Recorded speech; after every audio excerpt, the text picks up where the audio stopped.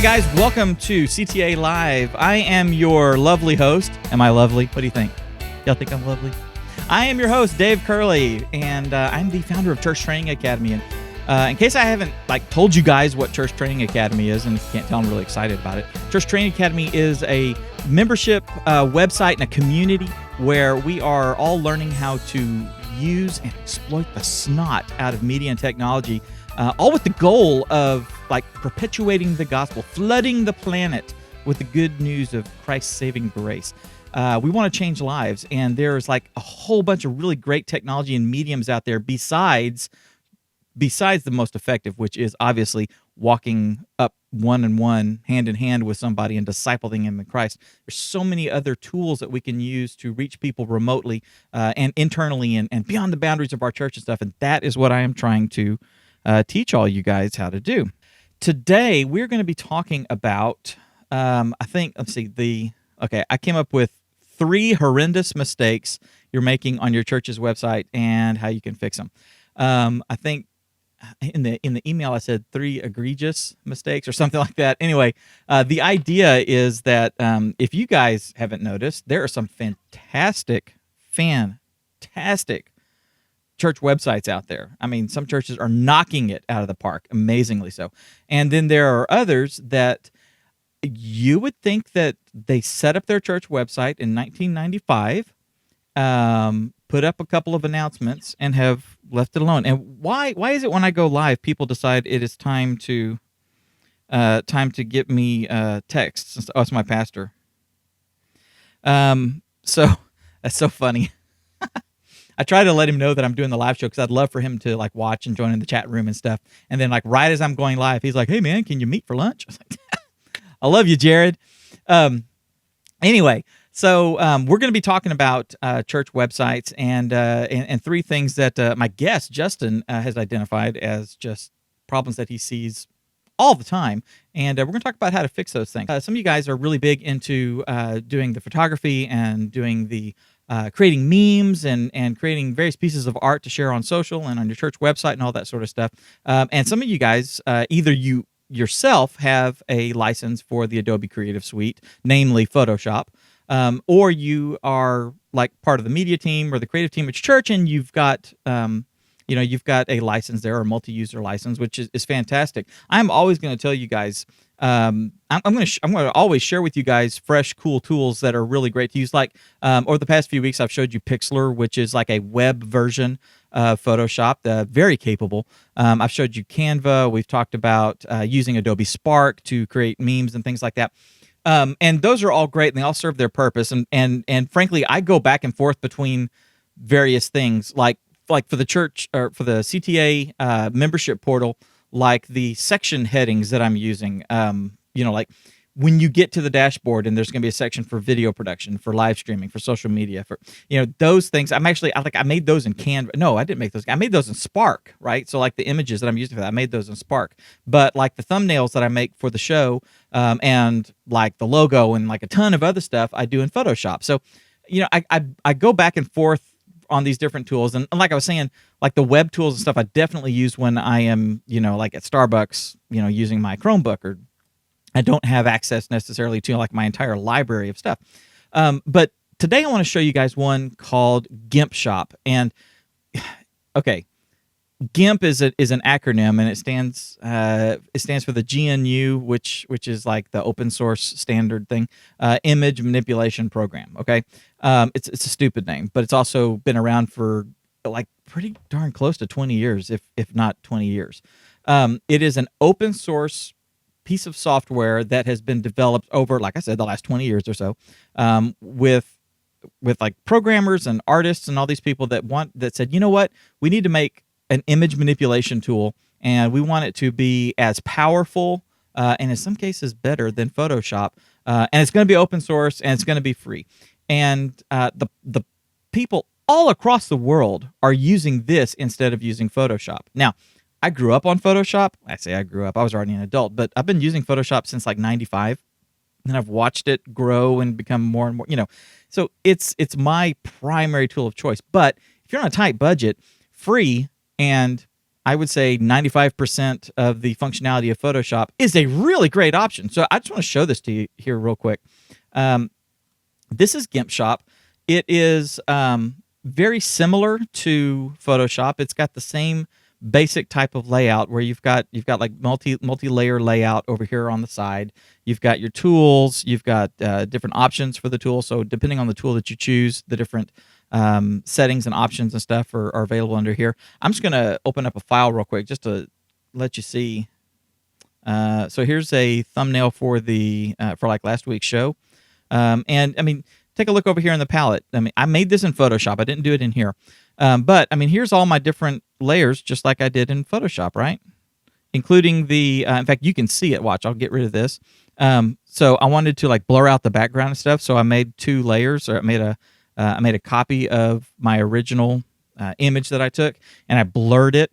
And then I took one that wasn't blurred, and then I made a layer mask so that I could like remove some of it. You see, the dark part is stuff that I've erased, and the light part is stuff that's still there. So what I'm showing you here is that you've got the multi-layer functionality of Photoshop, but you don't have to pay for it, which is great. Now, there's a couple of things that they do. In fact, if you guys go to, let me bring up the website. If you guys go to GIMP Shop, it's gimpshop.com, okay? And it is a Photoshop type of user interface skin that goes on top of the GIMP open source program. Completely free. It's got Photoshop features. It is professional quality. It makes great stuff. If you know how to use Photoshop, you will very easily be able to work inside of GIMP Shop. It's got a very full featured tool set. It actually, they even say they have a couple of things that Photoshop doesn't, which is really cool. So, like I said, if you know how to use Photoshop, if you're familiar with Photoshop, if you're familiar with the panels and the palettes and things that they have, you will be able to get up and running in GIMP Shop pretty easy. And like I said, you don't have to pay for it. I'm paying $50 a month for like the entire or the Adobe Master Suite. So it's it's the video programs and the audio programs and the image manipulation and Illustrator. I mean, just all that sort of stuff, right? But I understand that sometimes you don't, but you want to get as great quality as you possibly can. So guys, take a look at GIMP Shop. It is really cool. I want to bring in Justin Nava. Hey, buddy, how are you doing? I'm doing good. How are you, Dave? I am good. It has been a busy week, to say the least. Oh, just another week. Yeah, just another day in paradise. Justin and I have been working for the last couple of weeks talking. Justin actually has been running a website called churchmarketingschool.com, and we started talking and comparing notes and getting ideas. In fact, when I first reached out to him, the original reaching out, he was introduced to me through someone else. Because I'm looking to put together like a mastermind group. So I said, let me see. This guy and I are walking down the same path. They're very similar in our journeys here with content creation and websites. So let's talk, and maybe this guy will be a brother that I can have in a mastermind group. And needless to say, we've moved beyond the mastermind group thing, wouldn't you say, Justin? Far beyond it. Yeah. You want to tell them what you told me? Yeah, we may be I kind of have different ways of explaining the same thing, but yeah. So we talked I think we were going to connect for just 20 minutes, and right. I think around the hour and a half mark, you had said something about doing this alone, and it's tough. It's tough when you do it alone. You've been doing it longer than I have. I started Church Marketing School about 5 months ago. And it's really hard. It's really hard to do it alone. And I said, it's funny you say that, because I've been praying for a business partner for about a month now, because I was super haughty about it, and it's like I can do it alone. I know what I'm doing. Right. But what you don't realize is you only have so many hours in a day. I mean, there's a reason why when a church gets to a certain size, you have to start bringing on new staff. Right. Even though you start with one pastor, eventually roles need to be picked up and roles need to be delegated so the pastor can stick to his primary role. Exactly. And so I was like, okay, there's ways I want to grow and there's places I want to take church marketing school to, but I can't do it alone because already I am maxed out on just providing the free content that I want to give out to churches and help them that way. But I don't have anywhere else to go. I can't do anything else. Otherwise I have to drop content, and it's kind of a catch-22. I can add a way to help more, but then I'd have to drop the other way that I'm already helping. So I've been praying for a business partner, and you had just mentioned that, it's tough going alone. I say, no, that's funny. I've been praying about that. And the conversation kind of evolved. Would you say, how did it continue from there, Dave? It did. When you said that, I was like, a business partner. Maybe that's what I need, because, I mean, okay. So in our chat room, Tommy is in there, and Tommy was, I want to say Tommy was probably the very first person that was a guest or was in the chat room when I started doing, before it was CTA Live, it was This Week in Church Marketing. No, excuse me, This Week in Church Media. And I was playing with the Blab platform, and I wanted a way that I could like go live, have guests, do all this sort of stuff, do it like as hands-off as possible. I didn't want to break out my TriCaster and set up a full set and do all this. I wanted something I could do like in an hour and then boom, move on to the next project. And so I was playing with Blab, and our youth pastor and I were doing it, and just kind of co-hosting a show. And Tommy kept showing up in the chat room, and we would talk, and we got to be buddies and stuff. So Tommy can tell you, I have been on this path of trying to get to a point where Church Training Academy is quote unquote ready to launch. And there's a whole nother reason, a conversation I can have about why I am only where I am currently. But Tommy will tell you, I mean, like since January or February of 2016, he's been like, okay, seriously, are you ready to open up the membership portal yet or anything? So when you said, and my mentality has always been, look, God gave me this mission. He told me to walk this path, and he wants me to launch this program or this whole thing. And so I've got to get it to a point of profitability where I can make it my primary source of income and not have to rely on taking clients. I love my clients. I love my clients dearly, but my clients are one business and income stream, and this one is like the mission that God has put me on.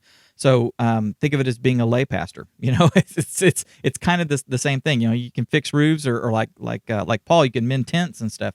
But you also have a mission that God has set you on. So I was thinking, I got to make sure that my income is taken care of here at the house and that our needs are met here. And then as I build to profitability and stuff, then it's like I need to hire some virtual assistants. I need to hire some people to do some of this stuff. I want to hire my dad to handle all the accounting and stuff. My dad's a genius with that stuff. So it's like, Dad, you do the numbers. Just make sure that I get a deposit.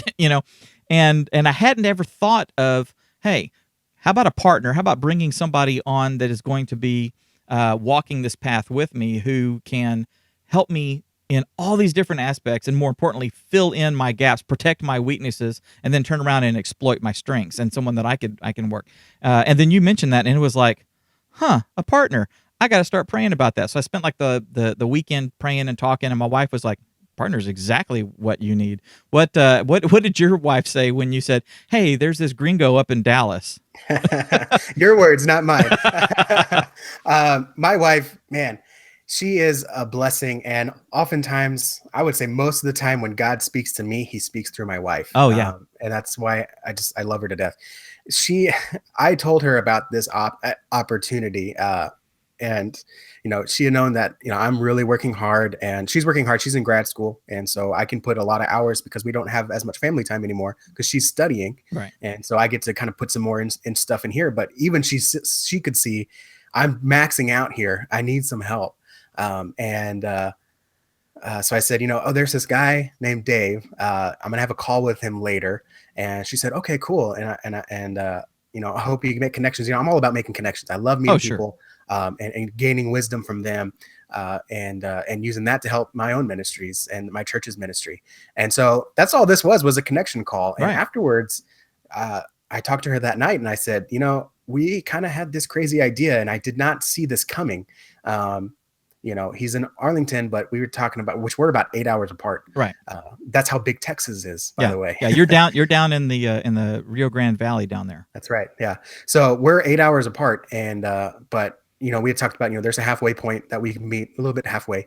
And I said, we could move forward together, because he fills, Dave fills the gaps that I don't have. I mean, you can see I'm filming in my room with my window lighting, the best lighting you can, God's natural lighting. Unfortunately, it's covered up by a cloud right now, so I'm still kind of shaded. But I don't have that production equipment. I don't have the production expertise. My expertise is online tools and strategy. But it's hard to get people to watch you online when you look like this. So I said, he's got the equipment, he's got the knowledge, and he's got the platform. And so I think together with my growth history and success and marketing experience, we could fill each other's gaps, and we could just create just this big beast for the kingdom. I say that in a good way. I hope that doesn't sound bad. But she said, okay, yeah, that sounds great. And I said, and then after you graduate, because she graduates next year, I said, we'll have to look at, how are we going to make this partnership work even more? Because I don't want to be 8 hours away all the time. Right. And she said, well, there's plenty of hospitals in Arlington. So there you go. So I was kind of like, because by the way, she's studying for a physician assistant. So she's going to be working at a hospital or a clinic or something. So it was kind of at that moment, like, okay, she's okay with this. And I had a partnership arrangement before with this, and it fell through by the grace of God. So, I kind of had a large plan in place, but the partnership fell through because God intervened in it, and it wasn't the time. It absolutely was not the time. So I'm not salty about that at all.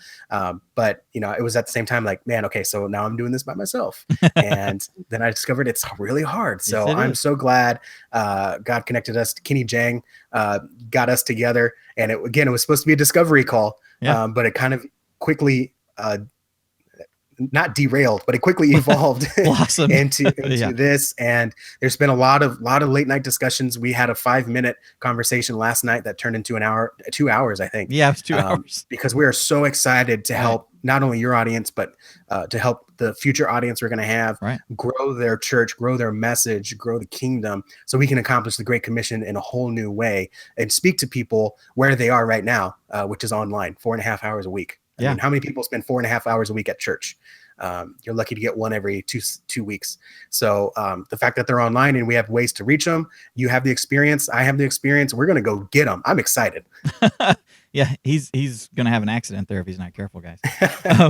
No, I am too. It's really exciting. So we wanted to let the audience know that I have pulled in a partner, and we are we're figuring out our roles. God's given me this grand vision, and I've been sharing this vision with you. And those of you that know me personally, that we hang out or we've chatted and stuff, you guys have seen the ideas and stuff that I have. And we're not only talking about just creating a library and a community and stuff, but we're also looking at creating tools ourselves. For you guys, a podcasting platform for you guys is one of the things we want to do. A really easy to use and implement podcasting platform, a live streaming platform. We're talking about websites. We're talking about all kinds of great tools that we can design specifically for you guys to help y'all make it easy to exploit the snot out of this technology in media that we've all got at our fingertips. So I'm really excited about that. And you guys are going to be hearing, those of you who are already members and are in the CTA Insiders private group on Facebook, have already had a chance to meet Justin a little bit. And we're going to be very active in there. We're also going to be doing a lot more on the Church Training Academy page and stuff. And then we're both going to be putting out content throughout the week. And developing all the back end content and stuff for our membership portal. So I'm very excited. Now, Justin has about 10 or 15 minutes before he needs to get back to work. So we are going to jump right into the 3 most egregious, horrible, deadly, I can't believe that you're still a church, mistakes that people are making on their websites. What have you come up with? What have you seen, brother? Yeah, so there are 3 that we're going to hit today, but thankfully we love and are loved by a God of forgiveness. So there is hope. There is hope and change available. If God can change me, He can change your church website. So I'm just going to speak real quickly, real briefly on 3 easy wins that you can do for your church website. Take notes or watch the replay and have your church website up and just make these quick changes. They may take a little bit of planning, but they're easy to implement once you have a plan and know what you want to say. So church website, horrendous mistake. Number one is you have to realize your church website is not about you. And I don't know if you can see my fingers. I'm pointing here because I am pointing. It's not about you. It is you being the ministerial staff, the pastoral staff, the church. It's not church about you to building, talk. right? It's not for you to talk about yourself. And I understand the thinking because we all make mistakes and businesses make the same mistake. You're going to Google, you're looking for a church, you click on our church website because you want to know more about us. And plenty of people think that way. And that kind of is how it used to work. But now when people go to your church website, they're looking for what's in it for them. Okay. If I'm a visitor going to look for a church, I'm looking for a church that's going to fit my schedule, my priorities, my values.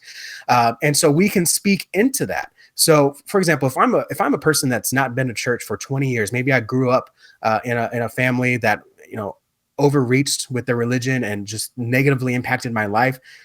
God forbid. If I'm 20 years later and God's working in my heart to go find a church, if I go to a church website, and one that I see often is we're a group of believers wanting to impact the kingdom. Okay. For a first time visitor looking for a church, a place they're going to fit in and a place they're going to feel comfortable, that doesn't really speak to them. We're a group of believers. Well, I'm not necessarily a believer. I don't think I'm going to be a good fit here, guys. And I'm going to move on to the next website, or I'm just going to close it down and say that was a huge mistake because this doesn't sound like it's for me. And then the same thing, if you just keep talking about us, we are a group of believers. We meet every Sunday. We do this, we do that. We have this. It sounds like it's just it really does sound like it's a club. Like, okay, you already got your thing going. It doesn't look like there's anything for me because you haven't talked about me once. And so I'm bouncing out. So what you need to do is actually talk about your visitor. So why is your visitor coming to your church website? Well, they're looking for answers to the question, am I going to fit in? Is this place going to have people like me? Do they meet at the times that I'm available? Do they have, even things like, are they taking care of my kids when I get there? What do they have planned? Do their do the volunteers have background checks? So stuff like that. You really have to address the concerns and answer the pain points that your visitors are coming to your church website to see. So just some quick examples, because I don't want to leave you high and dry. Like, well, what do I do? What you can do is just simply, what would you say to someone? Pick 3 or 4 things that you would say to someone when they say, what's your church all about? Okay, so you might say, we're here to help you figure out your purpose in life. Okay. So your church website, your main banner could say helping you find your purpose. You could say something, you're a welcoming church, we're saving a seat for you. You fit in here. That's another really good one. You fit in. I don't see a lot of churches saying that. You fit in here, and then have a picture of your congregation, families. Think about the family, the kind of family or the kind of person that you want at your church, and put that kind of person right up front. So if you're a family church and you are equipped and called to serve young families, the first picture I want to see is young families. And then I know, hey, I'm supposed to be here. This place is built for me. If you're a military community and you want to reach out to the military base, then your pictures need to feature heavily. Your pictures need to heavily focus on those types of families. What's going to speak to them? Right. And kind of along that brings on to egregious church website or horrendous church website trait number 2 is you need to stop talking about your mission statement. Because in my experience and everyone, and I mean this, everyone I've talked to, no one comes to church because of the mission statement. Whenever someone comes and asks me about my church, First Baptist Edinburgh, I don't say we exist to glorify God and make disciples. If I did, they'd probably say, sounds good. Thanks. Yay. And I may not see. Instead, what I'm going to say is, First Baptist is great. We meet on Sundays. We have coffee and donuts every Sunday, and it's a really friendly place. When I first came there, I barely walked in the sanctuary, and I had 2 new friends, and I met Jack, and I'll tell my experience of what going to FBE is like. So if you have your mission statement front and center on your website or even just on the homepage, you're really wasting space. can anyone I don't know if any who's in the chat right now, but can anyone tell me Home Depot's mission statement, or how about Lowe's mission statement, or McDonald's mission statement? You can probably tell me their tagline, McDonald's, I'm loving it, right? But what is McDonald's mission statement? What is Red Lobster's mission statement? We really don't know, because that mission statement is something that lives internal. It's something that you tell your internal church and your staff, this is what our goals are. This is what our mission is, basically. And this is how we're going to do it. This is how we're going to live life. But that doesn't necessarily speak to or attract someone that's coming in. Right. That mission statement, the mission statement is, like you say, is something internally to help focus the staff, and then that helps and informs the building of the culture, which you then start sharing with the people that are currently at your church. So the mission statement becomes becomes the internal driver, I guess, that helps to build the culture. So if it's reaching families and changing hearts, and fulfilling the Great Commission and stuff, if that's what you're thinking as a family, then when someone comes in who's new from the outside, you're thinking reaching families like that, and you're, hey, my name's Dave, come sit with us, that sort of thing, as opposed to, like you say, having it out on the church website, we're here to reach families. Well, I'm not a family, so I'm single. I'm newly divorced. I'm not a family anymore, so I'm going to go somewhere else. So that makes total sense. And one of the things that you were talking about was you need to have pictures of a military family. A guy with his BDUs holding his baby and his wife standing next to him. Things like that. I want to encourage everybody. I love stock photography because it's really easy and stuff, but don't get wrapped up in loading your website with stock photography. You need to have pictures of the people that are sitting in your pews. You need to have the people at the covered dish, the children on the bounce house. You need to have the people in your church need to be the people that are seen on your church's website. So start thinking in terms of that. The people that are, you wouldn't hire an actor to be the spokesperson for your church. It's going to be one of the people in your church, or the pastor, or the one of the staff, or something like that. So what's the next one, buddy? Yeah, so the last one is going to be a little bit touching more on the pictures there. I didn't steal your thunder, did I? I'm sorry. No. It's touching a little bit about that. Okay. But here's the deal, and this is where it turns into a rant. So I'm gonna stay calm, cool, and collected here. Here it goes. Okay. If your church says that you're changing lives, but I don't see any testimonies or evidence on your website, I don't believe you. Right. So agree, and I can't believe that the church is the last one to get on this bandwagon. It's like saying I love my wife, and then everybody's seeing you having a fight in public. Yeah. So every business website you go to is going to have testimonials, satisfied customers. Mm-hmm. But church websites, we've completely missed that. So number 3, what's missing is testimonials. We have the greatest story ever told, and we get to be a part of it. And God's, said, hey, you're going to be my co-author, and my glory is going to be through you. And I'm going to change your life. I'm going to rescue you from sin. I'm going to break those shackles. But we're not telling anyone about it on our church websites. So number 3 is you need to get testimonials on your church website. That can take a couple of forms. Number 1, super simple, super easy. If you have no equipment and no idea how to do that yet, because you haven't done a membership yet, then you can just get 2 or 3 sentence testimonials and just load them up, on the website. Okay, so just Vertical Community Church helped me realize that my purpose is greater than my 9-to-5 job. Right. Said John Doe or John Johnson, whatever, current member. Right. Or like putting little pull quotes in. Yeah, pull quotes basically. So the other way you could do that, which is even better, is if you can put a picture with that, sure. Right? Because maybe they just made that up. But if I actually see a picture of John or John's family, if he has a family, Vertical Community Church saved my family, saved my family from divorce, and together we're living a greater life than we could have ever imagined. Right. And then a picture of that family, so I can see, oh, John's a real person. And then, of course, you can record a testimony where I can actually see the different impacts that are happening at your church. And I like to just do a whole page about this in the About Us section.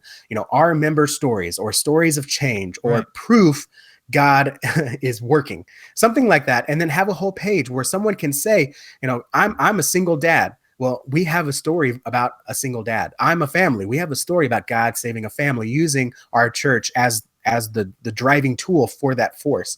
So you can feature multiple stories. So maybe, you're speaking to a certain person through your homepage, but if I click on your stories, there's a story for every walk of life. Even someone over 50 can see a story about someone else, that it's not too late to choose God. So number three, mistake number three is not featuring the stories of your church on your church website.